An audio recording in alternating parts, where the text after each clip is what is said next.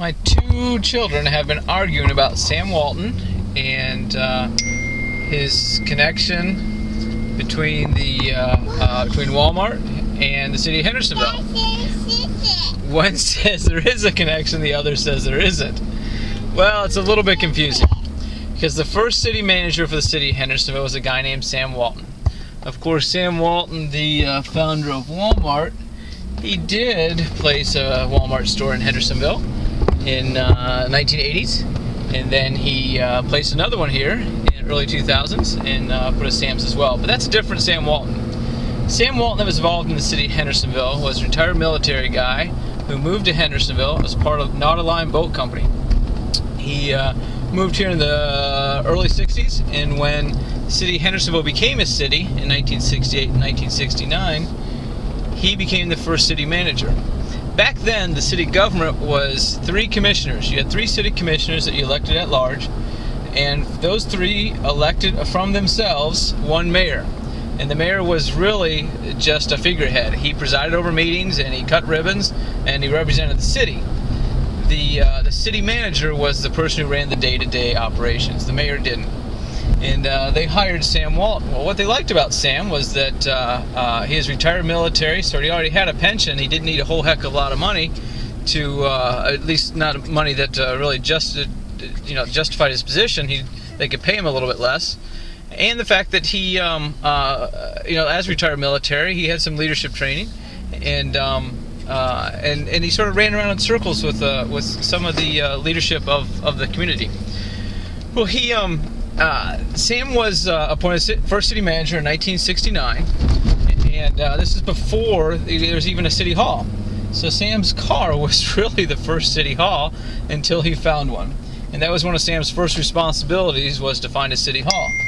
So the city rented a couple old houses off Shivel Drive, and that became the first city hall and Sam's first office.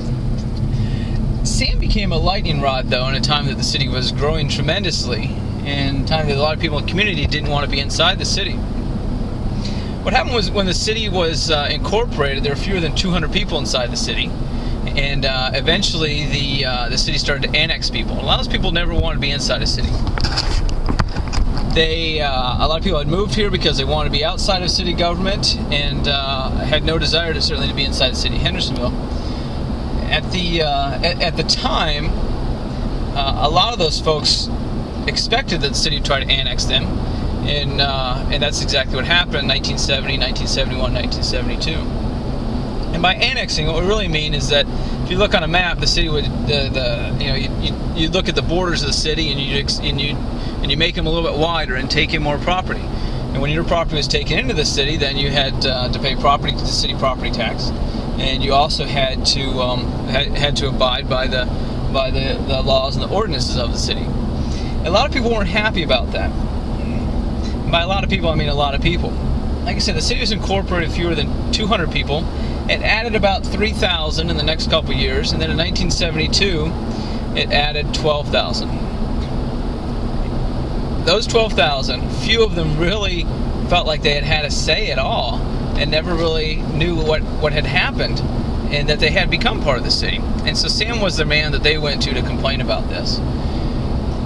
So Sam very quickly, like I said, became a lightning rod. His bosses were 3 city commissioners, 12,000 people, plus the other ones before, so about 16,000 people.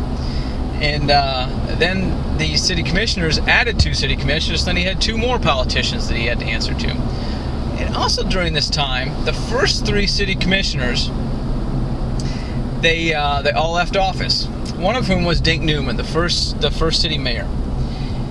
And at the time between 1972 and 1973, the first 3 city commissioners all left. So when 1973 came around and the elections at the end of that year, Sam was faced with 16,000 to 18,000 people that felt like he was to blame for them being in the city, and his 5 commissioners that he responded to, none of them had been behind him being appointed to the position 4 years earlier. So Sam resigned in 1973.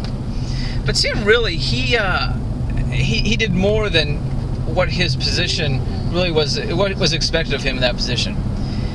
the primary event that he is really responsible for was the creation of the Chamber of Commerce. He